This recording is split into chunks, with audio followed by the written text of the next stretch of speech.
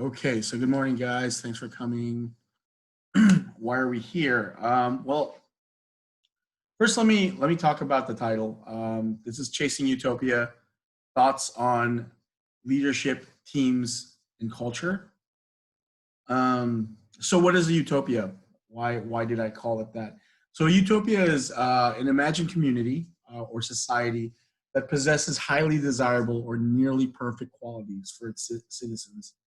That means it provides almost everything a citizen would need, and all if not most if not all the citizens live happily in their situation and don't need for much. It's imagined. It's the stuff of fiction and science fiction, as we all know. Um, it's actually less popular than its opposite, which is a dystopia, right? A dystopia is a society where all civility has broke down.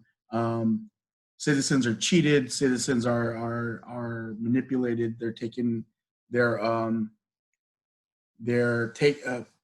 The government takes from its people instead of gives, right? Dystopias are more popular in our culture. They're more popular in our stories because I have a couple ideas on this. One thought is that most people have very low expectations of humanity. They don't have a lot of faith in humanity. We do not live in a utopia. A lot of us are unhappy with our governments and our societies. So it's easier for us to believe that it will all break down at some point. So dystopias are usually more prominent in literature and media and in stories. And even when you have a story about a utopia, usually the twist is it's actually a dystopia. So I just want to throw that out there just so you understand. Like as people, we don't really believe in utopia. We don't believe in an ideal civilization, right? And so why would I write that we should chase such a thing, right? And it's about striving. It's about striving to be better, striving to be the best, right? So that's why I've called this idea "chasing utopia." Um, you'll get to you'll get to understand it even more as we get into it. Um, so why have I set off on this journey? Uh, it's a lifelong journey. I would say I've a lot of you know me, some less than others. I started in the workforce at 15, the age of 15 as a poor kid. From 1998 all the way to probably 2005, 2006. I've been everything from a sandwich maker at Subway to a banker to a bartender to a mechanic to all kinds of things. I've been a graphic designer all the way till I fell into a help desk in 2005 for a cybersecurity company. And that's when I started on this current career. Um, and all that time, even in the beginning of my career, I really didn't care about culture, leadership, teams, right? Even as early as 2006, I've been in charge of teams, but I was like, well, let me just make sure everyone does their job. Maybe, yell at a guy if he doesn't come in on time. I never really concerned myself with how teams perform well, how to better lead a team, until maybe, I'd say maybe 2000, 2010, 2011, I started understanding like, okay, well, why do some people never listen? Why do people not work with the team? It works. It just makes sense to me that people should work together. People should cooperate because it's in everyone's best interest, right? So then I started looking into, okay, well, why? The big question is why? Why do people not cooperate? Why do people get sad? Why do people lose interest, right? So the very first thing I asked myself was, why do some teams perform better than other teams? Um, and as I went on in my career, I realized, well, it's because I'm the manager, right? I'm the leader. I should be managing them better. Even further down into my research, I realized, okay, well, not all managers are good leaders, and not all good managers are good. Not all good managers are good leaders, and not all good leaders are good managers. Management and leadership are two different things. Um, and then I also realized that leadership leads to good teamwork, and good teamwork and leadership, the communication between them is called culture. It's actually culture. Culture is, I believe that culture is the very base currency of any organization, um, be it a team, be it a club, be it a company. The currency of an organization is culture. That's how we communicate with each other. That's how we all move towards the same goal without having to communicate too much, right? Um, you can call it values, you can call it principles. All of these things add to the culture of a company. So that's, without culture, we all die, right? We're all extinct. So that's why I started on this research. I started writing some ideas down on paper. I started looking everywhere for ideas um, about all of these things. What makes a team work well? And that's where we are. We're chasing utopia through this research that I have that I'm going to set before you. So before long, I realized, okay, when I talked about, okay, how do teams function well? Well, they have to have a good leader to function well, right? So um, it's kind of a monkey eating, I'm not a monkey, a snake eating its own tail. I don't know why I said monkey eating its own tail. A snake eating its own tail, right? It's a chicken and the egg problem. Good teams have good leaders have good teams, right? Uh, but before long, I realized it wasn't, right? It starts with me. Um, if you're a person that people want to follow, you're a leader, right? For whatever reason, people follow you, you're a leader. And if enough people follow you, it's about following you and following your ideals and your concepts and your ideas. That's called culture. So that's how it all feeds together, right? So I said to myself, okay, well, why would people want to follow me? How do I be a good leader? Why do people follow people, right? Um, so I really gave it some thought. I did some research. I thought about all the people that I think are great leaders, right? And I realized that um, you can't force people to follow you. You can force people to do what you want them to do, but that's called, a dictatorship, right? That's not leadership. You can force people to do what you want them to do, but that's being a manager, or using anytime you use a title or you use power to make people do what you want them to do. It's not leadership. It's actually dictatorship, right? So why do people follow, right? They follow other people because they live a certain way, right? Some of my favorite leaders, they lead by example, and people follow them because they want to be like them. They want to imitate them, right? So leaders inspire. They inspire people to follow them. So then I said, okay, if I'm going to inspire people to follow me, right, as a leader, if I'm going to make change, I have to be a leader. So if I'm going to inspire people to follow me, why would they be inspired, right? Why would they be inspired to follow me? I said, you know what? I'm going to inspire people to follow me because I'm going to inspire them to become better versions of themselves. So how will I inspire people to be better versions of themselves? The only way is to live by example. So I have to work my butt off to be a better version of myself every day. Maybe every day I learn one new thing. Maybe I'm practicing my ability to embrace change, embrace the unknown. Right. I'm going to do that in myself so that people will see me do it and say, "Man, I want to be like that guy." Right. So that's my hypothesis. My hypothesis was people will follow me if I inspire them to be better versions of themselves. And I can only do that by working to be a better version of myself, right? And so that set me off on this new path. Actually, what it was I was having this very conversation, since we're all Morangi here. I was having a conversation with Daryl in Jakarta, and he said, "Have you ever heard of Maslow's hierarchy of needs?" I said, "No, I've never heard of this thing ever before. I don't know what it is." And he explained to me what Maslow's hierarchy of needs is. It was a theory back in 1943 about the motivation of human beings. What motivates human beings to do anything at all? Um, and he said, "Yeah, we learn about it in business school. MBAs learn about it because they want to know how to motivate workers to come to work and do work, right?"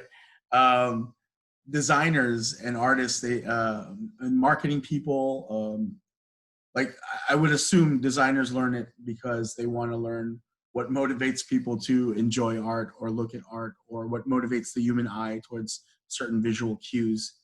Um, Marketing people use it to understand what makes people buy things, right? What motivates people to buy things.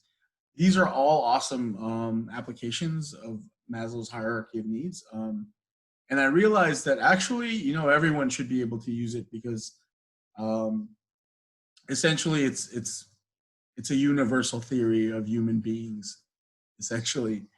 So I'm going to share right now the the pyramid here, and I'm going to break it down. I'm going to talk about what this theory is. So let me share right now. Okay, so can everyone see this page I have up? Good. So this is Maslow's hierarchy of needs. My entire concept of chasing utopia is based on this fundamental theory. Okay, what Maslow said was that every human being lives on this pyramid. Um, they start at the bottom with physiological needs. We're talking about food, water, air, right? Things to so that your physiology can continue, right? You cannot live without these things. So every human being is concerned with resources and things and stuff to satisfy a need on this pyramid, and you can only be on one level of this pyramid at any given time. In order to move up the hierarchy of needs, you need to master you need to master the level that you are on, meaning you no longer concern yourself with the daily acquisition of something to satisfy your physiological need. If this is the case, you move up to the next level where you worry about your safety. The next level safety is security and safety from, at its very basic, it's safety from if you walk out your door, you're not going to get mauled by a bear, right? When you think about the human condition, it's the need, so that your need to know that when you go out into the world, you're not going to get mugged. A bomb isn't going to fall from the sky and blow up your city. That's the human condition's need for safety. When it comes to a worker's need for safety, it's your knowledge that when you walk into your office, you're not going to get ridiculed because everyone doesn't like your haircut, or you're not going to get fired because you did a bad job, or it's safety from physiological attacks, and it's also safety from losing your job, being fired, being demoted, getting yelled at by your boss, right? All of these things count as safety. So after you've mastered physiology and safety, if you're not worried about them all the time, right? If you know you're gonna have food on your table at dinner, right? At lunch you can buy lunch, right? At work no one's gonna yell at you, so you're safe. You're gonna have a job tomorrow, so you're safe. The next thing up is the need to feel belonging or love. Um, this is the need to belong to something greater than yourself: a family, a company, a club, a band, right? Um, it's also, there's a slash, it says love. That's intimate love. That's the love of another human being, feeling intimacy, right? Um, Obviously, that is not something a company would provide for you, the feeling of sexual intimacy, but there is a feeling of belonging that a company can give you, or a team can give you. Feeling that you're not just one person out there in the world. That's what belonging is. once you feel safe in that level, you can move up to the next level, which is esteem. Esteem basically, the way I see it, esteem is your security and knowing that you're doing the right thing, you're moving in the right direction. The things you do are right, not wrong, good, not bad. And you only, mostly, you receive this esteem from others, right? People tell you, hey, man, you're a good guy. Or maybe you have kids and your kids tell you, you're a good dad or a good mom. Or maybe your manager says, hey, man, you've really been crushing it this month, right? That's what esteem is. Uh, it's those around you telling you that the things you do are good. You're generally doing a good job. If you can master these first four bottom levels of Maslow's hierarchy of needs, if you don't worry about physiological safety, belonging, and esteem, um, you're primed to enter the next level, which is self-actualization.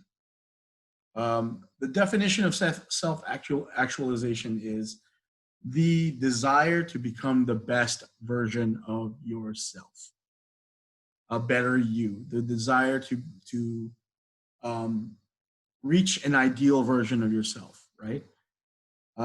So when I got to this top level, I was like, holy crap, actually, that's what I'm looking for, right? I'm looking for, how does someone become a better version of themselves? How do people become better versions of themselves? How do I help them do that, right? So here it is in the theory itself. The fifth level of Maslow's hierarchy of needs is self-actualization. Is becoming a better version of yourself. So, so I said, holy crap, I must be on to something. So I said, okay, cool, cool. So I saw this. I'm going to stop sharing now. I will share this with you guys later. But yeah, so I saw this pyramid. I saw this theory, and I said, okay, cool. What it means is I need to make sure that I'm taking care of these first four levels so that I don't stress out about them on a day-to-day basis, right? So that I'm constantly in this mindset of just looking to better myself. So that's how it starts within me. But how do I do that for others, right? As a teammate, as a colleague, I should be helping my teammates and colleagues get into that same mindset as well, right? I should be providing them an environment where they don't have to worry about those first four things within the context of our team, right? Um, and so I'm gonna take it aside for a second. I'm gonna take that. I'm gonna put this aside, and I'm gonna talk about my nerdiness, um, because now I've come across this theory, and it's super cool, and it really reminded me of Star Trek. Um, so I'm a nerd. If most of you didn't already know, I'm a geek. I love comic books. I love sci-fi and fantasy and Star Wars and Star Trek. These are things I really enjoy. I'm a really big Trekkie, and I don't expect any of you guys to be. So I will explain to you the basic notion of Star Trek. So Star Trek mostly takes place in the 24th and 25th century. It follows humanity in these centuries. And the creator, Gene Roddenberry, he envisioned a future where after we nearly blew ourselves into annihilation in World War III, right?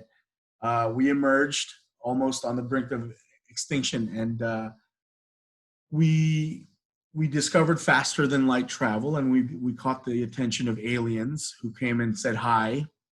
And suddenly, with the knowledge that we're not alone in the universe, it unified the human race. We realized, you know what? We're not so different, black and white and yellow and brown, right? Because there are whole other species in the universe that don't look like us, don't look like us at all. They have no shared culture with us. It's now us and them, right? Us is the human race. So it unified the human race, and we started doing commerce with other civilizations. And with this trading, we got technology, and with the technology, we were able to get rid of most diseases that bother us. We were able to get technology to replicate matter, so that If I wanted like 500 pounds of gold, I could just push a button and gold would show up. So essentially, it got rid of money, right? Human beings didn't need money anymore because you can just get anything you want. People had ready access to food, clothing, cars, watches, jewelry, whatever they want, and don't have to pay for it. So they got rid of money. Getting rid of money means they got rid of poverty. Technology means they got rid of disease, right? Um, and essentially, I started realizing that actually what Gene Roddenberry, the creator, was talking about was a utopia, right? Human beings within themselves have gotten rid of poverty, so no one needs for money. They've taken care of this first level of physiological needs. You can get food, water, anything you need to survive free. You can get clothing for free. There's no war anymore, and there's no disease, so everyone feels relatively safe, right? We're all unified, and we unified in a global community, so everyone feels like they belong, right? Um, I don't know about the esteem part. They don't really have like therapy sessions on Star Trek, so I don't know. But essentially, what I found was this is utopia. That's the story is of humanity finding utopia, right? There's one Star Trek movie where the crew goes back to the 21st century, and a person from our time finds himself on the deck of the ship, right? They're walking around the spaceship, and the lady goes, "How much did all of this cost?" Right? This is a really awesome ship. It's got force fields and weapons. How much did all of this stuff cost, right? And the hero of our story, the captain, Jean-Luc Picard, he says the acquisition of wealth is no longer the driving force in our lives. We work to better ourselves and the rest of humanity. Now, I don't remember the first time I saw this movie. I must have been in my early 20s or teens even. But that really stuck with me. This quote, right? We no longer chase wealth. We don't want the acquisition of wealth anymore. Our only goal is to better humanity, right? And it occurred to me that this was after learning about Maslow's theory, what Star Trek was saying is we don't concern ourselves with the first four levels anymore. Our only concern is that fifth level, self-actualization, right? We only seek to make humanity better. And I said, oh man, like that, it really stuck with me for decades even, because I'm just like, what a cool thing to aspire to, right? What a great thing to aspire to, just the betterment of humanity and human knowledge, right? And so I put them together and I said, you know what? Both this is utopia. What Maslow is talking about is if you can provide yourself with all the things you need to not stress out about the first levels of Maslow's theory, and you're only up here thinking about the betterment of yourself, you have created a utopia within yourself. And if you can take that one level out to those around you, those directly in your charge, those directly above you, whatever, if you can help to create an environment around yourself where everyone is not stressed out about food, they're not stressed about money, they're not stressed about belonging or whether or not they're doing the right thing, if you can always let them know that, hey, that they can always be secure in the fact that they're moving in the right direction, they can be in a state where they only have to worry about doing the best job they can, making the world around them better, making the company around them better, the organization around them better. Um, I want to take it back. I'm going to share the pyramid with you guys again, just so I can just help you guys visualize, right? If you can, if you can provide an environment where people aren't stressed out about these first four things, they can just focus on self-actualization, right? Um, I can't stress this enough. I can't repeat this enough. That is what chasing utopia is. Chasing utopia is providing a utopia as much as you can for people around you, is providing them the safety in these four things, the security in these four things. Um, Now, there are behaviors, right, that are the opposite of this, right? Um, there are things that you can do to destroy these things within your organization, within yourself. And I call that chasing dystopia, right? This is a this concept is basically us breaking down these four levels so that people cannot even talk about self-actualization. They're so busy worried about esteem, belonging, safety, physiological needs. Um, and when you think about it in terms of organizations around us, nations, societies, um, a lot of them do a lot of work to destroy these things within its citizens. And so that's why, again, like I said in the beginning of the talk, a lot of people are very drawn to believe in dystopias more than they are drawn to believe in utopias, right? Because they see it around them.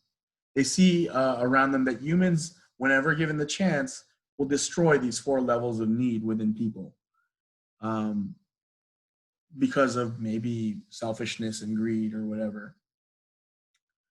Um, so that's the main point of the very foundations of chasing utopia. And I was talking about it with someone, and they said, "Well, okay, cool. That's great. That's great, Mark. You got this cool idea. But what does it mean in reality? Like, like, how does this, you know?" So I stopped and I thought to myself. I said, "Okay, okay, Mark. What's really the problem, right? What's the problem in companies and organizations? The problem in companies and organizations that we all know about, I'm sure you guys have felt it in the past, is that we don't have a unified language to describe why we feel like crap inside our team. Why do we feel like crap inside our organization? Why are we not inspired, right? Um, and all of us have a different way of describing and seeing why, right? But the problem with that is it leads to um, people thinking it's five problems when it's one, or misdiagnosing the problem. A lot of leadership, they will say, you know, it's this, right? This is the root of our issues, right? But what they're identifying is a symptom instead of the actual root cause. Um, we have heard it all before. The problem with this company is it doesn't innovate. Well, you know, why doesn't it innovate? That's the real question. Why do we not innovate, right? We don't innovate because we're too busy scared about our jobs, right? We're too busy trying to keep our jobs. We're too busy trying to put food on the table, where our concerns are about belonging instead of doing a really good job or changing the way we do work, right? You cannot be in a mindset to innovate, right? Because innovate is actually another word for actualization. Innovation is self-actualization. You can only be at that fifth level to innovate. And you can't be in a mindset where you think of cool new things, where you at the risk of taking it closer to home. Let's talk about Hack Week, right? As we talk about Hack Week, this is a deliberate way to force us into innovation, right? Well, of the, I think 70 of us, I think there's 70 people in our organization. The 70 people in this organization, the first thing that popped in their heads was, well, what about revenue, right? You're going to take 3 days off to innovate. What about all the money that's coming in, right? That's people thinking about their physiological needs. They're thinking about money, right? How to continue getting paid, how to make sure the company doesn't go out of business, right? The first thing people thought was, what about our physiological need, our safety needs, right? We need to put those ahead of our need to self-actualize as a company, right? That's what they're saying. Um, and like I said, Maslow said, if you are on a level of this pyramid, you are at that level only. You are not free to think about any of the levels above you, right? So if it says to us that 70 people are at the physiological and safety levels of Maslow's pyramid, why are they there? Why are we not providing enough resources and things to put their mindset at the fifth level, right? Because that's the only way we're going to innovate. So in this example, when someone says people are unhappy because we're not innovating, they're not unhappy because we're not innovating. They're unhappy because we're worried about our jobs and we're worried about Harangi surviving. So you cannot worry about innovation if you're down there at the bottom worrying about something else. So my goal here with this, with sharing these ideas with you, is that we can start to tell everyone, okay, this is the unified language. Okay, we can identify places where we destroy safety, places where we destroy esteem, physiological need. You know, we can identify these things and start to talk to each other with a unified language about how to make it better in our organization. What that means to me is, let me just go down here and start talking about some ways that we can start using it within our own organization. So let me share again. Sorry guys, bear with me. Again, I suck at Zoom. Okay, so what this means in practice. What does chasing utopia mean in practice? So I've realized that there are three types of interactions where you can chase utopia. Number one, it starts with you. It starts with me, within ourselves. How can we provide an environment for ourselves where we are only at that fifth level, just chasing utopia at that fifth level, right? After that, the next level out is obviously from us to our teams. How can we provide an environment for our teammates to progress and innovate, right? And then the third is from our organization down to our teams. What are the things an organization does or doesn't do to provide utopia for its people, right? So this is how I envision it. It happens at three levels, and it's like juggling balls. We have to juggle all three at the same time as an organization. I visualize it like this. So it starts within yourself. Again, the white arrows represent the enablement of this concept. So it starts within you, right? But at the same time, you also have to enable your team around you. And as a leader, you have to identify to your organization ways that they can push down the enablement of utopia, right? As a leader, we should all be able to go up to our organization and say, hey, this is a problem. We need to fix it. In our organization, that's an ENPS, right? But if you look at it against this context, the ENPS is phrased incorrectly to actually identify problems in the organization. It asks the user, how likely are you to tell other people to work at Harangi? And you say 1, right? That doesn't really tell anybody why you're at 1, right? The real question is, why is your answer 1? Why is it not 10, right? If you ask why it's not 1, why it's not 10, right? Why do you think Harangi sucks right now? The answer to that is how the organization can figure out how to fix the problem. But figuring out the score means nothing unless you know why that's the score. You know, our leadership meets every week and goes, okay, the ENPS score sucks so much. And then they sit around and guess why it sucks, right? If they asked us why, they wouldn't have to guess. And if we all had a unified language to describe why, it would be a much more solid answer and a much more solid response, and hopefully a better way for them to figure out a solution, organization down. So utopia and dystopia. What I've done here is I've kind of put in little examples of how we chase utopia and how we chase dystopia within ourselves. So at the bottom here, we got, you look for utopia within yourself by getting resources from your job, financial resources. You get sleep, right?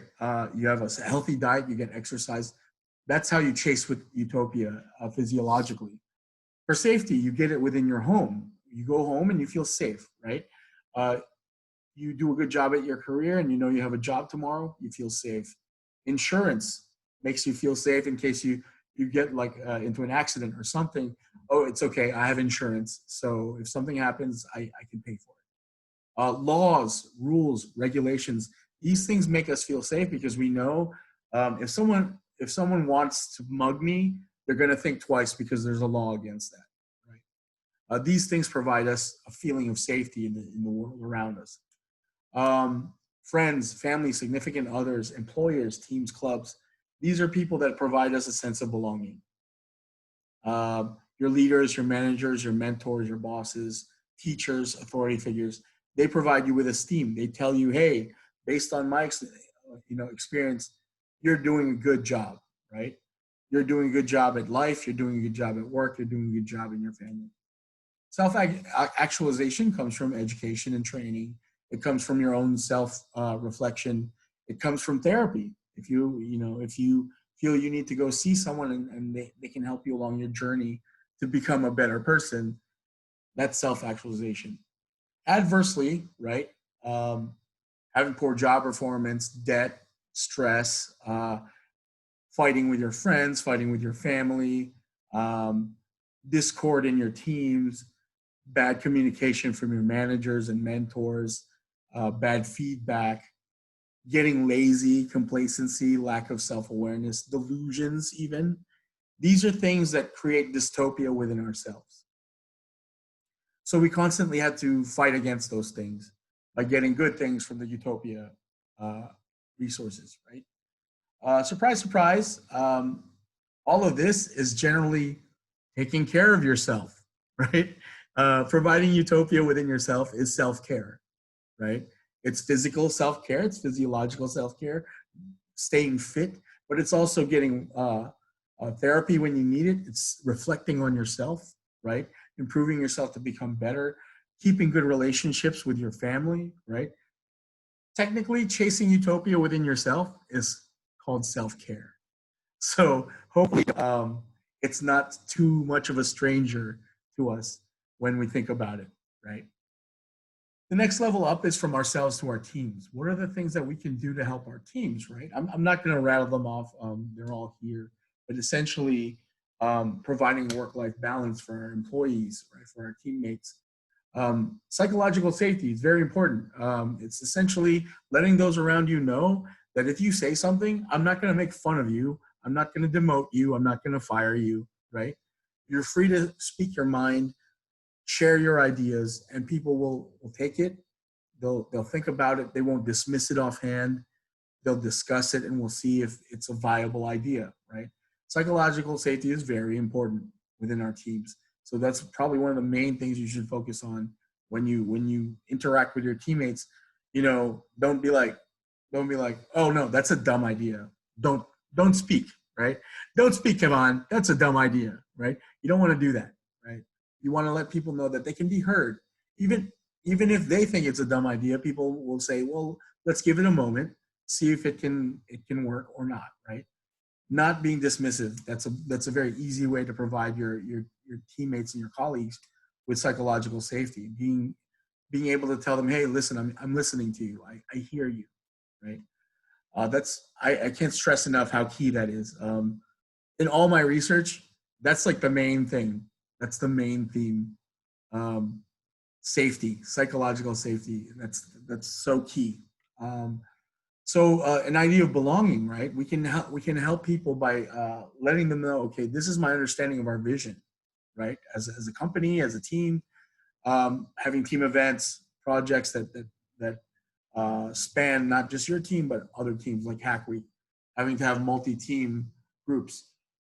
Um, and then there's things that you do to not help that, right? Like when people come to you with cool ideas or cool ways to do new things, a lot of crappy leaders say, hey, just do your job. Why are you spending all your time thinking about all these things to do better, all these ways to do better jobs? Just do your job. That's probably the worst thing you can do as a leader is squash the creativity of the people under you, right? Having an unclear vision or mission, not knowing where we're headed, not giving people feedback, right? These are bad ways of leading a team. overworking people until they don't want to work and they get burned out, right? Um, it's also interesting to see here under the safety part of dystopia, there are so many ways to create a toxic environment in your team, right? These are just a few that I thought of off the top of my head, but there's so many more. You can berate people. You can have microaggressions, being passive aggressive, right? Shaming people, public shaming, throwing people under the bus, betrayal. There are so many ways to create a toxic environment in your team, in your organization. This is one of the things we have to combat all the time because in all organizations, these things run rampant. So these are the things from us to our teams. The third level, obviously, is from organization down to the teams.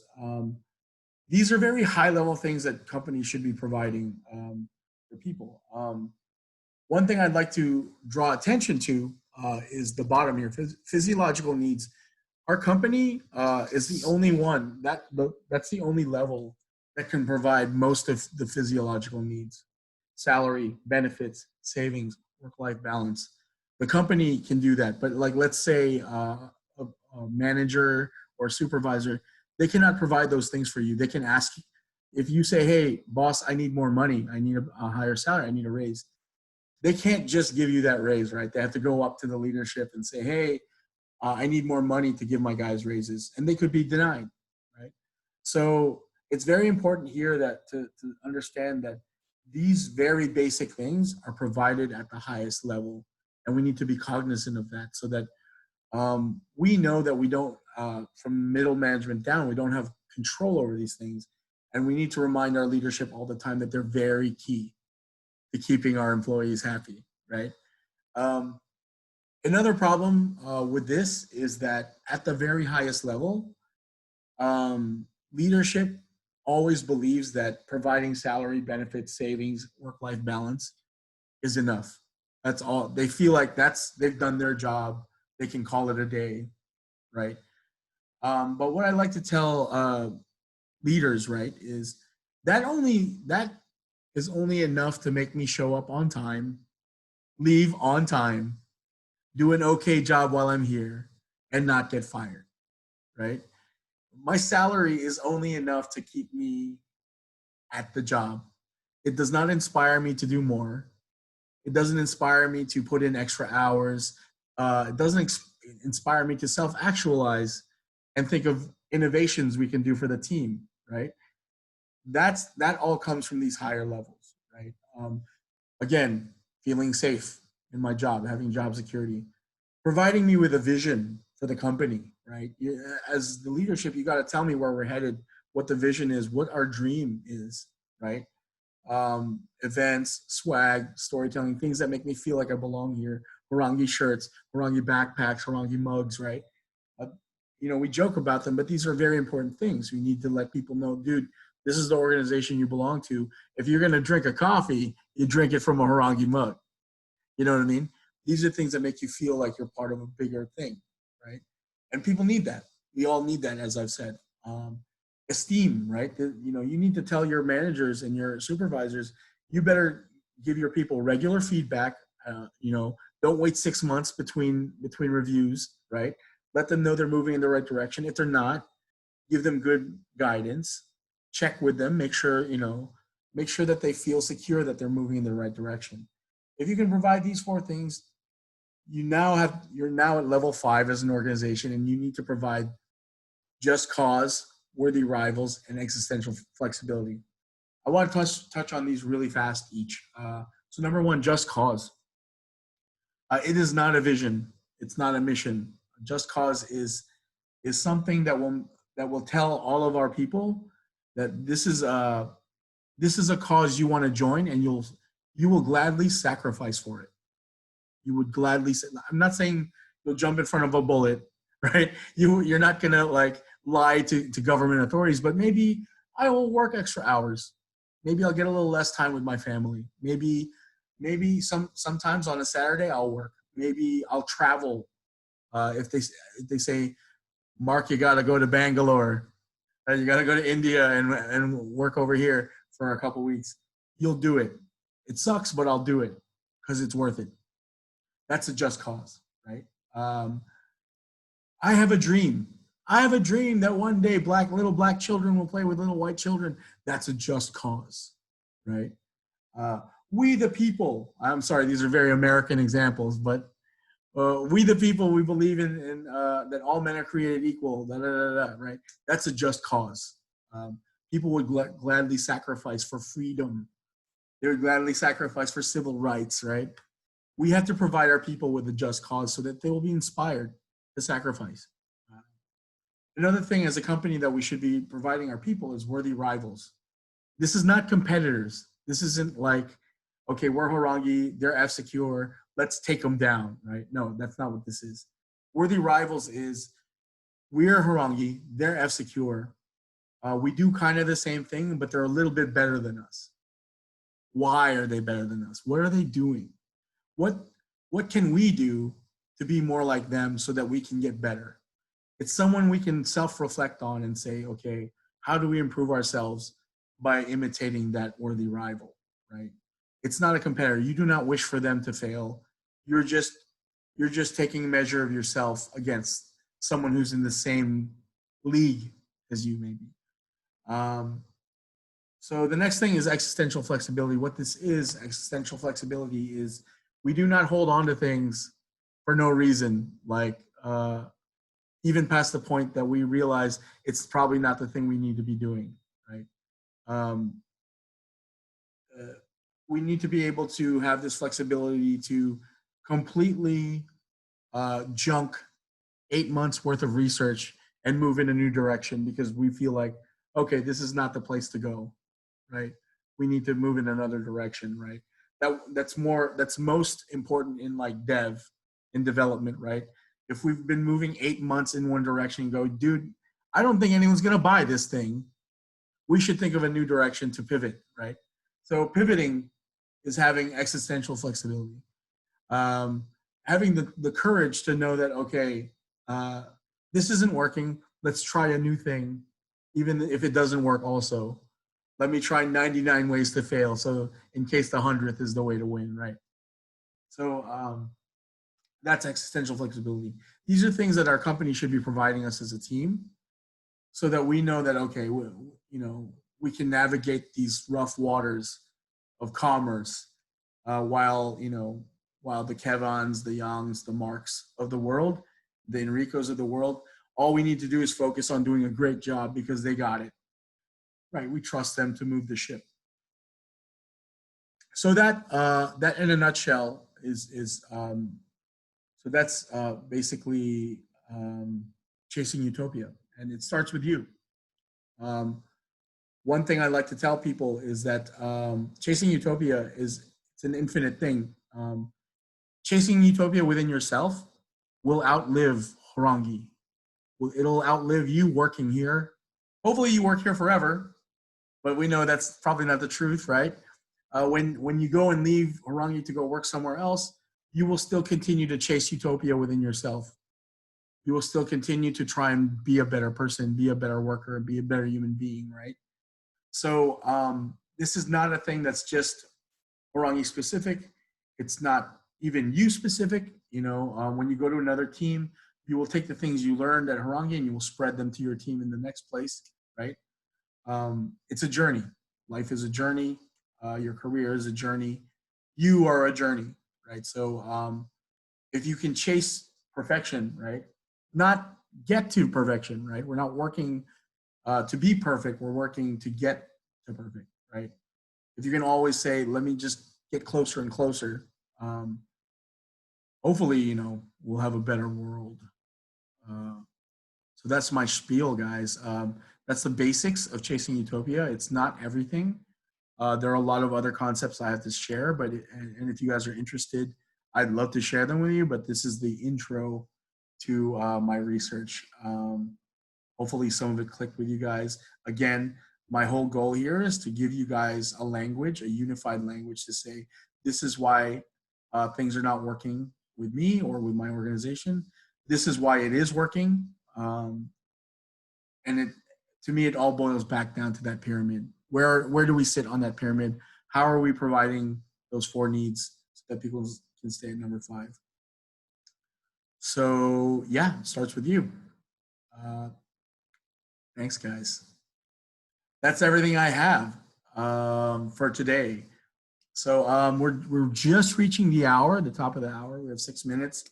I don't mind going over if you guys want to stay, but if you guys gotta go, all good.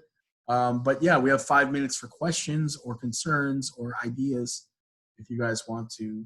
I think I'll keep recording in case we come up with something cool. Hey, Mema. Yeah. Thanks so much for this. It's I think it comes in a timely time, like in a timely fashion because of COVID and stuff. Uh, I'm aware of Maslow's hierarchy. And I also know that there are some places where it breaks down, where there are some situations and some certain people uh, that experience skipping levels. So like they skip like safety and something and just go straight to self-actualization. Or they are willing to sacrifice like physiological needs for self-actualization. Like, and but there's also the reverse, right? So there are people uh, that are fearing for the four levels below, and they realize that like they need to get better in order to fulfill those. So like So I'm doing Korea. what you're describing, Kevin, is everyone is noticing this, right? About the theory. It's dynamic and it's situational. At any given point, you can be on any different Right, level, right? Um, so yes, you're totally right. People go down, people go up, right? You can lose a job. You can be at number five, lose your job, and go back down to one, right? right, Um, so yes, it's totally natural. That's why. That's kind of why it's chasing Utopia, because you will, at any given point, you might go back down to like belonging. You'll right, break up with your girlfriend, you'll get fired, and you'll go back down to like three and be like, right, well, now I don't feel like I belong anywhere, right? So yes, you're completely right. That's why, like I said, um, internally, we have to focus on self care. Um, like like myself, I haven't been to the gym in like 5 years, right?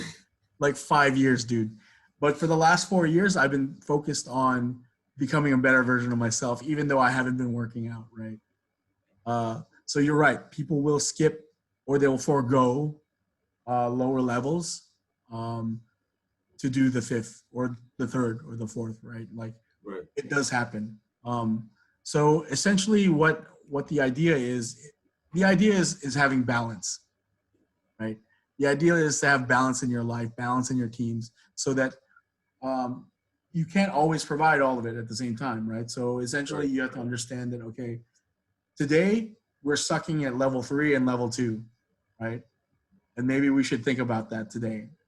And then tomorrow we might be really awesome at 1 through 4. So today we're having a good day, right? It's a daily dynamic changing mm, thing. So and that's why we have to be aware of it because it changes every day.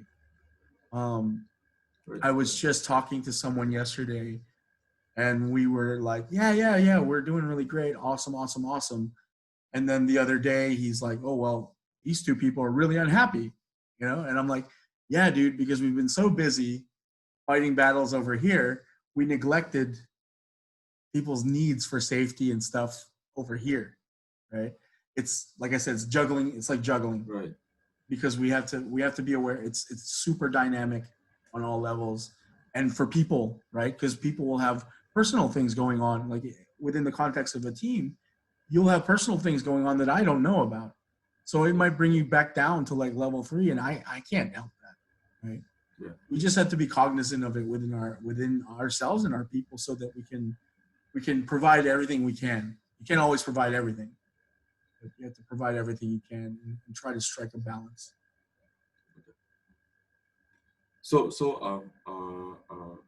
The second part of my question is also, so if a guy improves himself in order to get better at safety, or improves himself in order to get better at belonging, is that still improving? 100%. Like, Yes, that's still self-actualization? 100%. Because self-actualization means a billion things. You could be Right. learning a new language, right? And that's not even a thing on the, learning a new language, or you could be learning a new way to process stimuli, right? Learning a new way to process trauma, or you could be working out, right? Self-actualization is like me. I just started going back to the gym. That's going back and working on level one better, right? Right. So yes, get any improvement to yourself is self-actualization, right? So let me just reiterate also, being on a level like level one, what it means is concerning yourself with the acquisition of those things. That's what that means. If you're stressed every day about providing yourself with food or air or clean water to drink, you're at level one. What that means in the human condition is, and let me put it in a socioeconomic um, kind of context. I'm Filipino, right? And if you think about Singapore and Filipinos, usually a Filipino in Singapore is a maid, right? A helper, a nurse, right? When I hang out with these people and I'm like, hey, did you guys check out that new book on XYZ? They're like, I don't know what that is, right? They're like, I don't read books, or I don't, I'm busy working to send money home so my kids can eat, right? Those guys live at level one. Their whole life is level one and level two. That's where they sit. They never make it to level five to say, well, let me read a book and expand my knowledge of the War of 1812, right? Nobody at that socioeconomic level can worry about that, because they're worried about putting food on the table. They're worried about getting a paycheck, right? Um, so when I say you're on a level of something, like I'm not, because I don't go to the gym doesn't mean I'm at level one. I don't worry about it, right? So or because I don't eat healthy food doesn't mean I'm at level one, or because level being at a level means your only pursuit is those things on that level. And because your only pursuit is those things, you're not free to pursue the other things. So yeah, I just want to be clear about that. When you're on a level on Maslow's hierarchy, you're concerned about it. It's your only concern. It's your only focus.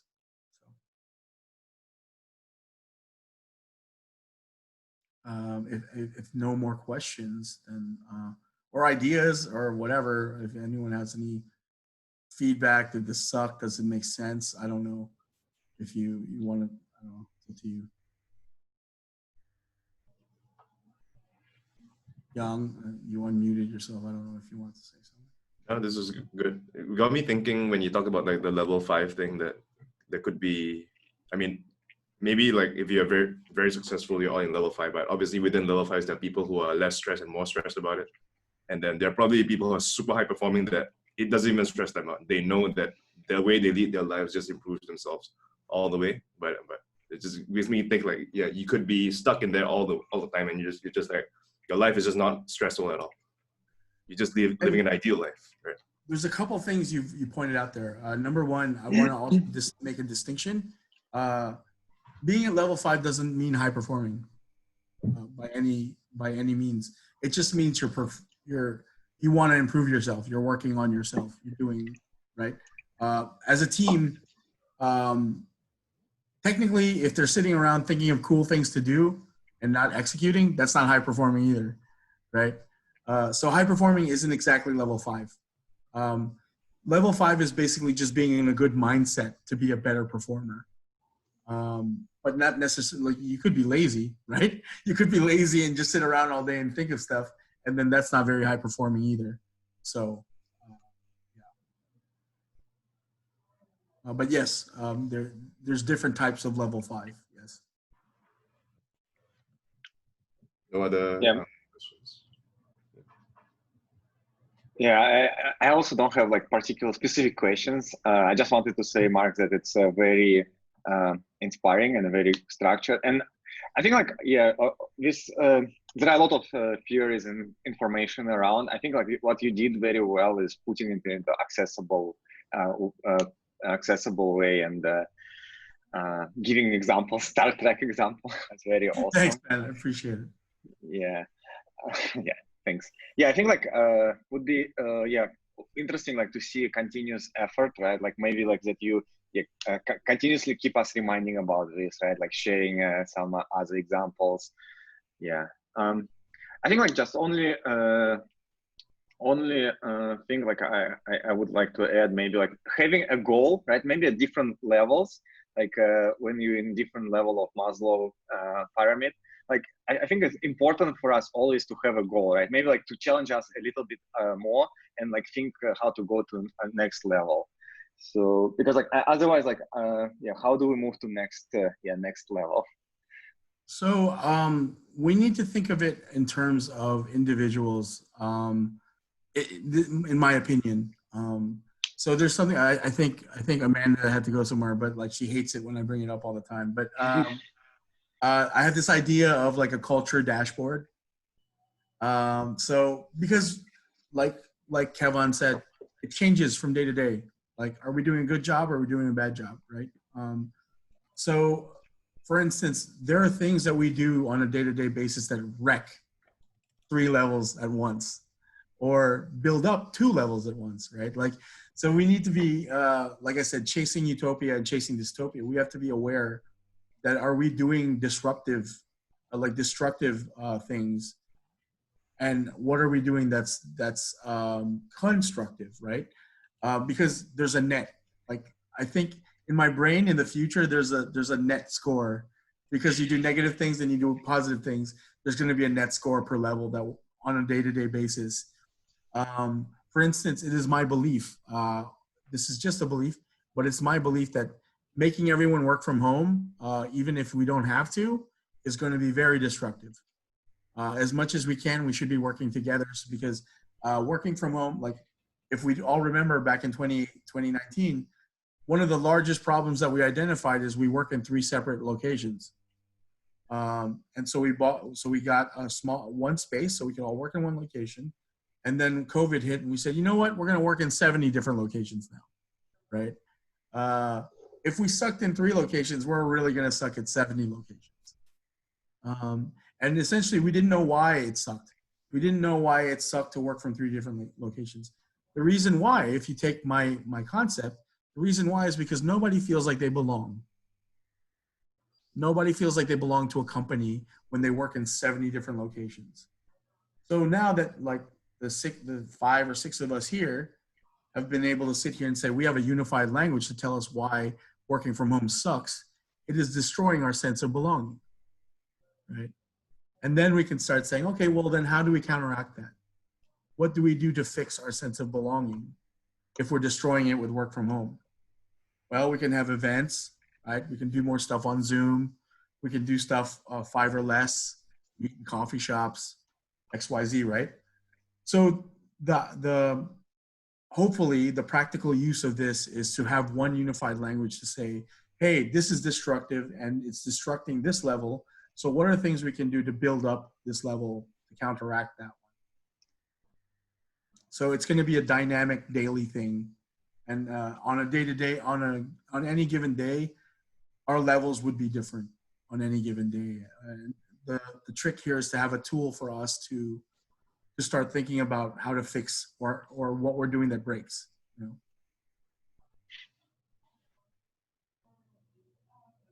Cool. Okay, so we're just about 10 minutes over. Thank you guys for sitting through this with me. I really appreciate it. I'm really psyched about it, and I hope some of it clicks with you guys. If you guys are interested, there's more stuff that I have. Just to give you guys an idea, I did a study of Google and how Google did some research into good managers and good teams. And basically, they were chasing Utopia the whole time. They just didn't call it that. So Google is basically my practical proof that companies out there in the wild are doing this. They just don't call it that. And then I have some stuff along game theory and a guy named Simon Sinek. If you've never heard of him, he's pretty much my guru, and all of the things that I come up with are based on his teachings. Because all of this is essentially, if you don't know anything about finite and infinite games, this whole chasing Utopia is us trying to be infinite players and building infinite teams and infinite companies. And that's our goal. So if you guys are interested, let me know. I have more stuff to talk about. I knew I didn't have it. I knew 1 hour wasn't enough. Yeah, thank you guys. I appreciate it. Please, if this works for you, please spread the word. Please identify to your people, like, okay, this is why it sucks for you, man. This is why you're not happy. This is why you're upset. This is why you're not inspired. Because you'll start to see it. You will, now that it's been pointed out to you, you'll see it all over the place. And you'll be able to tell somebody, you know why you're not inspired, dude? It's because you don't feel like you belong. Or it's because you have something going on at home and you're really worried about putting food on the table or something like this. So please, if it clicks with you, please spread the word. Thank you, everyone. Super. Thanks, Thank you, Mark. Mark. Thanks so much, man. See you guys. Thanks, Looking Mark. forward to episode 2, yeah? Yeah, please let me know. I can set it up. All right. Thanks, Enrico. Thanks, Kevin.